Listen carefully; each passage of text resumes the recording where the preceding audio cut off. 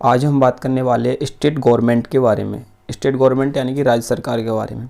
किसी भी चीज़ को पढ़ने से पहले हमको उसका स्ट्रक्चर यानी उसके ढांचे के बारे में पता होना चाहिए, तभी हम उस चीज़ को पूर्ण रूप से समझ पाते हैं। तो इसीलिए हम राज्य सरकार के बारे में पढ़ने से पहले उसके जो स्ट्रक्चर है, उसका जो ढांचा है, उसके बारे में हम जान लेते हैं।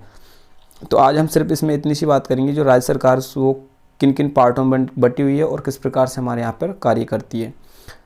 हमारे देश में 28 राज्य में जो हर प्रत्येक राज्य में एक अपनी अपनी सरकार है। केंद्र पर एक सरकार बनी होती है, वो तो सबको पता ही है, सारे राज्यों की एक ही सरकार होती है। लेकिन स्टेट लेवल पर भी अपनी अपनी सरकारें होती है, उनका अपना कार्य होता है और अपने हिसाब से अपने स्टेट यानी अपने राज्य को चलाती है। उसी प्रकार से हम आज बताएंगे कि राज्य सरकार है उसको कितने पार्टों में बांटा गया है। तो बिना रुके हम बात कर लेते हैं राज्य सरकार। राज्य सरकार की जो पार्ट है वो मूल रूप से 3 पार्टों में विभक्त होती है, यानी कि व्यवस्थापिका, कार्यपालिका, न्यायपालिका। व्यवस्थापिका जो राज्य की व्यवस्थापिका है वो सिर्फ कानून निर्माण करने का या कानून बनाने का काम करती है। जब कानून बना के पूर्ण रूप से तैयार हो जाता है तो उस कानून को जो संचालन और उसको राज्य के अंतर्गत लोगों में उसको चलाने का काम करती है, वो कार्यपालिका का काम होता है।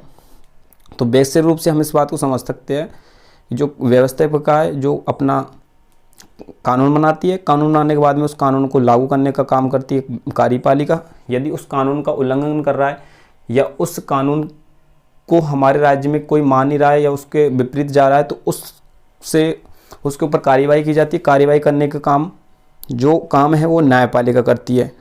तो हम इस बात से समझ सकते हैं कि व्यवस्थापिका, कार्यपालिका, न्यायपालिका हमारे राज्य में किन किन काम करती है। अब बात करते हैं व्यवस्थापिका। व्यवस्थापिका मूल रूप से 2 चीज़ों से बनकर बनी होती है, विधानसभा और विधान परिषद। विधानसभा और विधान परिषद दोनों को ये दोनों है जो अपने हमारे जो राज्य है उसके अंदर कानून बनाती है। कार्यपालिका के अंतर्गत आते हैं राज्यपाल, मुख्यमंत्री, मंत्री परिषद या शासन सचिवालय जो शासन को चलाने का काम करते हैं, जिलाधीश, उपखंड प्रशासन निदेशालय, संभागीय स्तर कार्यालय या जिला उपखंड जो भी इसके अंतर्गत आते हैं हमारे शासन को चलाने के अंतर्गत, वो सब इसमें जो कार्यपालिका इसके अंतर्गत आ जाते हैं। न्यायपालिका के अंतर्गत मूल रूप से हमारे जो न्यायालय होते हैं, उच्च न्यायालय, जिला न्यायालय या अधीनस्थ न्यायालय जो न्याय दिलाने का काम करते हैं वो न्यायपालिका के अंतर्गत आ जाते हैं। तो ये तो था हमारा राज्य सरकार, स्टेट गवर्नमेंट का स्ट्रक्चर ढांचा। और इसके बाद में हम अब इसको समझने के बाद में हम एक एक चीज़ पर आगे चर्चा करेंगे, वो जो नेक्स्ट वीडियो में होगी।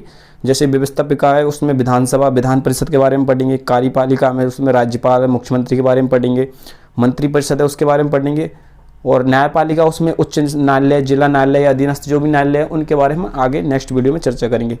तो हम इस वीडियो को यहीं पे स्टॉप करते हैं। धन्यवाद।